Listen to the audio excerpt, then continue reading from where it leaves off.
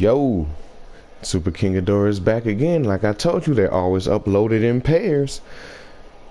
And before we get into this, I'd just like to mention that, okay, we just did Draco X, and that was one of the short ones. Do you think that we'll ever have one that was as long as the Dilophosaurus dinosaur entry? Like, I was expecting either Velociraptor or T-Rex to be that long. Now, if they're not longer than the Dilophosaurus dinosaur entry, what do you think that tells you? Like, come on. Dilophosaurus has not been physically seen since 1993. But so far, it has had the most, like, backstory, referencing, work, modeling, inclusions, then cuts, you know.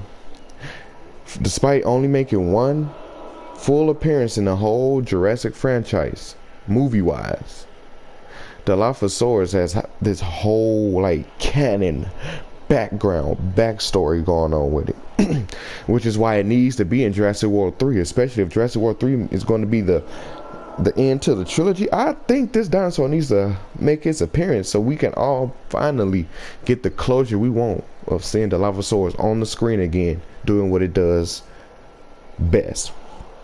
But we're not talking about Dilophosaurus again today. And I know you're thinking, thank God, because that one was about an hour long. Today we're talking about the hadrosaur that looked like it dipped his head in a bucket of paint. None other than Edmontosaurus Regalis himself, or herself, if you're going off Jurassic Park lore.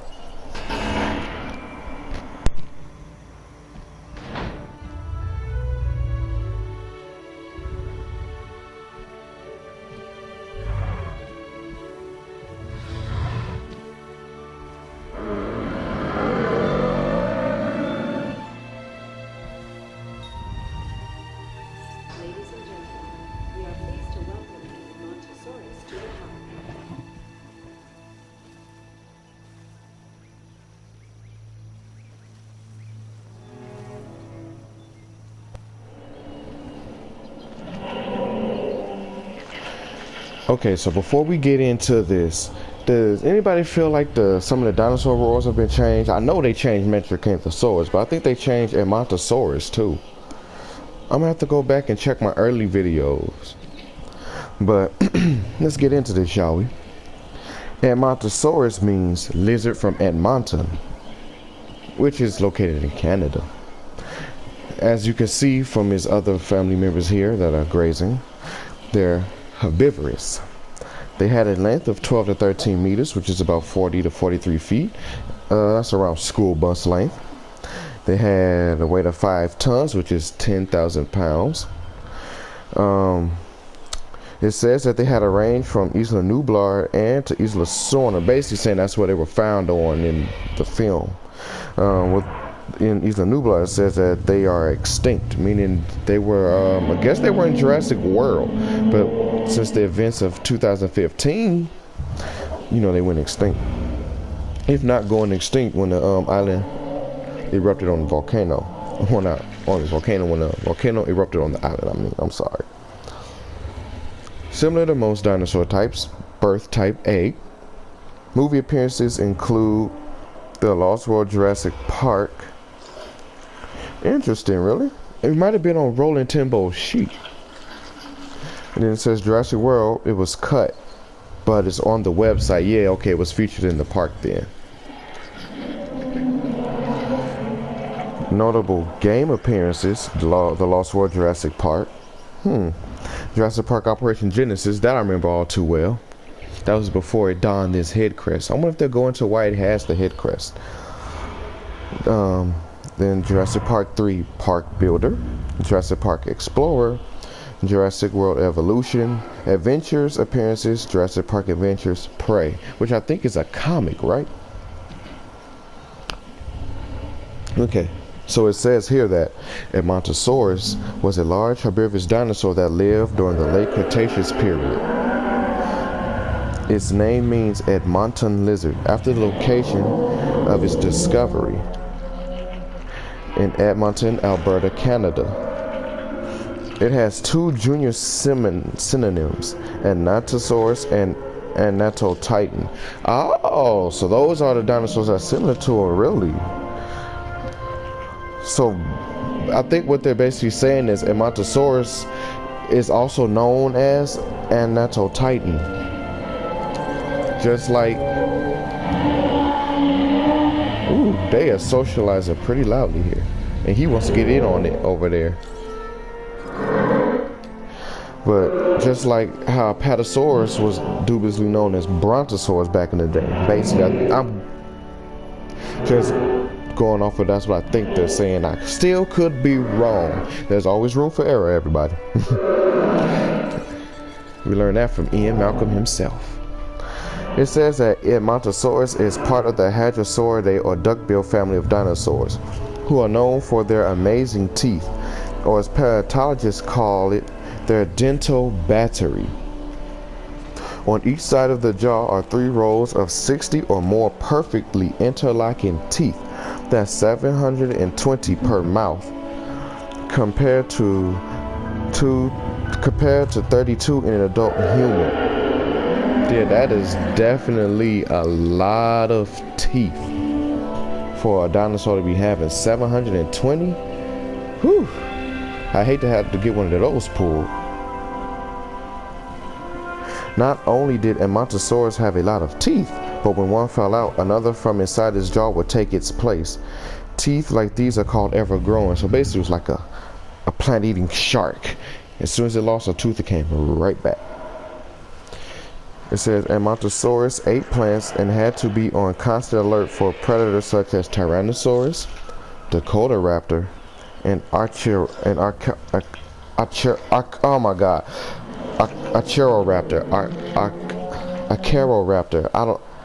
I'm just gonna say Acheroraptor. That one caught me by surprise. Okay. Sorry for butchering it. Edmontosaurus could not outrun any of the meat eaters and had to rely on outmaneuvering them, like a crafty football player, and traveling in large herds where there was safety in numbers. Let's see. Story lore says that for its creation that Edmontosaurus was created on Isla Sorna for the original part. 4 of them were on Isla Sorna and released into the wild when Hurricane Clarissa struck the island. That's hilarious because that's the name of my girlfriend. It is unknown what happened to these individuals, as none were seen during the 1997 incident on Sorna. Being that they were the T-Rex's favorite food, I'm pretty sure they were like gobbled up with the quickness, especially since there were 6-7 T-Rexes on Isla Sorna presently. For Jurassic World, it says Edmontosaurus was created by Engine for Masrani Global Corporation's new dinosaur park, Jurassic World. The Edmontosaurus clones oddly didn't have the fleshy comb on their heads like the one of the original species, Edmontosaurus regalis. Oh, so regularly Edmontosaurus did have these little crest-like things on their head. And the other dinosaurs known as Edmontotitan, I'm guessing, which was later to be found was actually Edmontosaurus, was like didn't possess those crests. Maybe they weren't intact when they were found or something. It says that it could also be because the species are based on the species Edmontosaurus annectens, which is not known to have a comb. Oh, okay, that too. These clones had a tan body with dark brown stripes, a white tail covered in brown stripes, a lime green head with red crest above the eyes and yellow mouth end. It says that Edmontosaurus lived in the Gallimimus Valley. That would have been cool to see them, little cameo. It says that for Jurassic World Fallen Kingdom, Edmontosaurus fell back into extinction after the Isla Nublar event of 2015. Indominus, in case you were wondering. A skeleton of Edmontosaurus was seen in the Lockwood Manor of Jurassic World Fallen Kingdom, if you kept your eye out for it. And I'm referencing in my memory, and I think I've seen it. I'm not going to say I did because I know I seen a Hadrosaur, but I'm not sure if that was, I knew it was a Edmontosaurus. I'm pretty sure I didn't. I was too busy looking at that image of Concavinator. Okay, let's move on. Okay, it says story. It says that a hadrosaur that Simon Tunney identified as a Edmontosaurus was one of the many dinosaurs that are created on Isla Sorna by InGen for Jurassic Park that became wild on the island after InGen abandoned it. The hadrosaur briefly encountered Simon and his group the night they arrived on Isla Sorna and was the first dinosaur the group saw. Afterward, the Edmontosaurus went back the direction it came from. The group subsequently witnessed a smaller animal similar to the hadrosaur, possibly a juvenile, but Simon's group quickly left out of the area when the smaller hadrosaur was attacked by velociraptors. Wow. I think that was for the novel, right? Was that for the novel? That could have been for the, was that for the comic? I don't know. Anyway, let's keep going. For now, we're finna talk about his video game appearances, starting with the Lost World Jurassic Park arcade version. And it says here, okay, hold on, something strange happened. Something strange happened. Okay, I think we're back on track. No, we're not back on track because every time I click on it to drop down, instead of talking about Edmontosaurus, it talks about something else. There we go. For some reason, I had to click below the arrow on my phone. My phone be acting so weird. When I clicked on the arrow, it took me to a different link for the Lost World Jurassic Park game arcade itself. We're trying to talk about Edmontosaurus here. Anyway, it says that Edmontosaurus is seen shortly in level 2 of the Lost World Jurassic Park arcade game. It can either be seen with herds of Gallimimus or grazing on grass with Parasaurolophus or others of its kind. I guess hence that's probably why it was supposed to appear in the Gallimimus Valley. Now for Jurassic Park 3 Park Builder, Edmontosaurus is one of the hoverboards that can be created in Jurassic Park 3 Park Builder.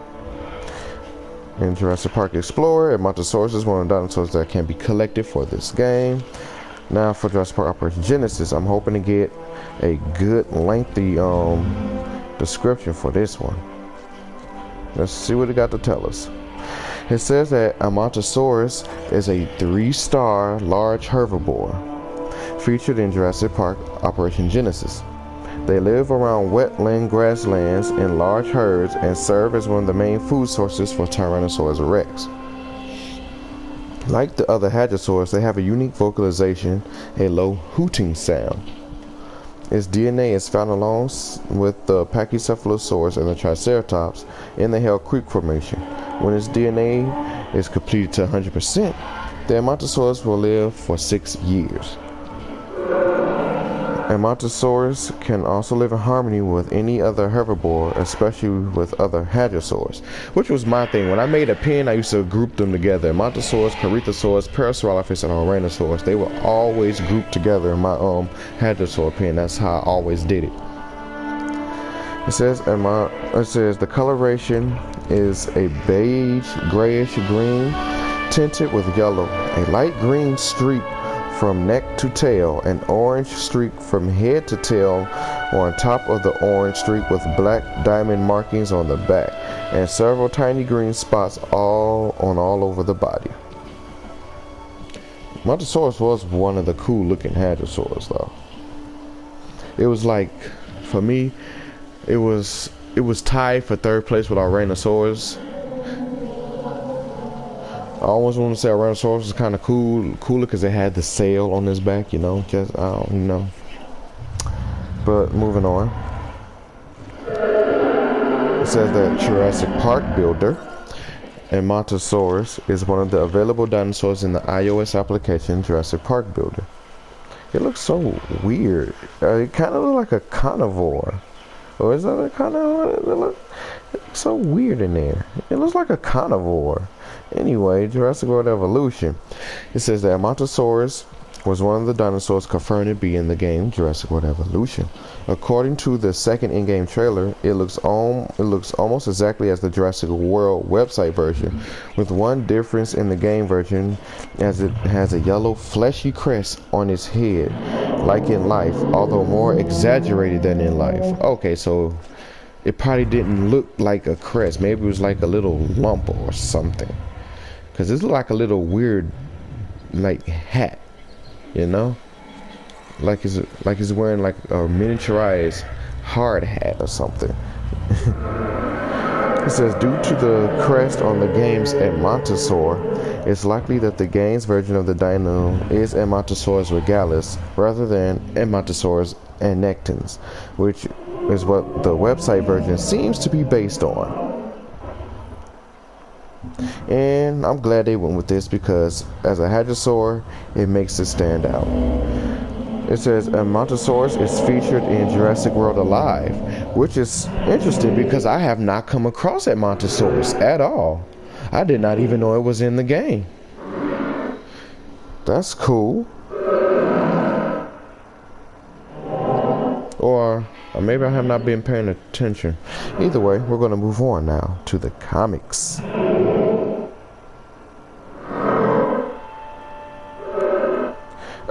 Comics is under construction, everybody.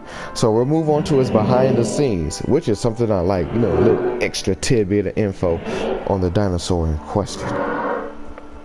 It says that a hadrosaur skull can be seen among the pile of bones in the Tyrannosaurus Rex nest, the Lost World Jurassic Park. The Jurassic Park Legacy members long concluded that it belonged to the genus Edmontotitan, which is now classified as Edmontosaurus annectens. As Edmontosaurus was known to live on Isla Sorna during the events of the film, it is highly likely that this skull belongs to one of the 4 clone individuals of the species. You know, given more factual proof that T-Rex hunted Edmontosaurus. Every animal has its preferred species it would like to eat, and if given a chance, it will hunt over the others.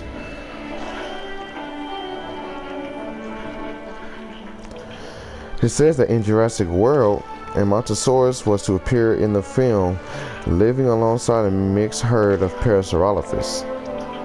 This herd was to be viewed in the earlier version of the gondola lift. Oh, see?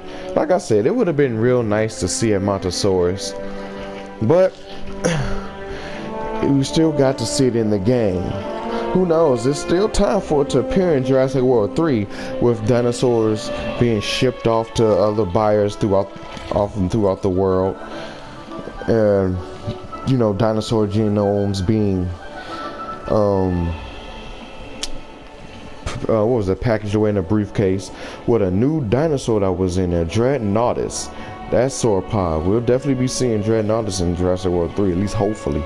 It'd be nice to see a new sauropod type, especially a new one at that. So this has been Super King Ghidorah signing out. Just want to tell y'all before I go to like, comment, and subscribe for more Dinosaur Diary entries. And next we'll be heading into the G's. Just for a little spoiler alert for the 2 that's up next. One that is well known and one that should have got a chance to be well known outside of some choice video games. So with that further, I'll leave that on your mind, leave that for y'all to think about. And this has been Super King Ghidorah saying have a good morning, everybody. It's Sunday. I want y'all to enjoy it. Peace out.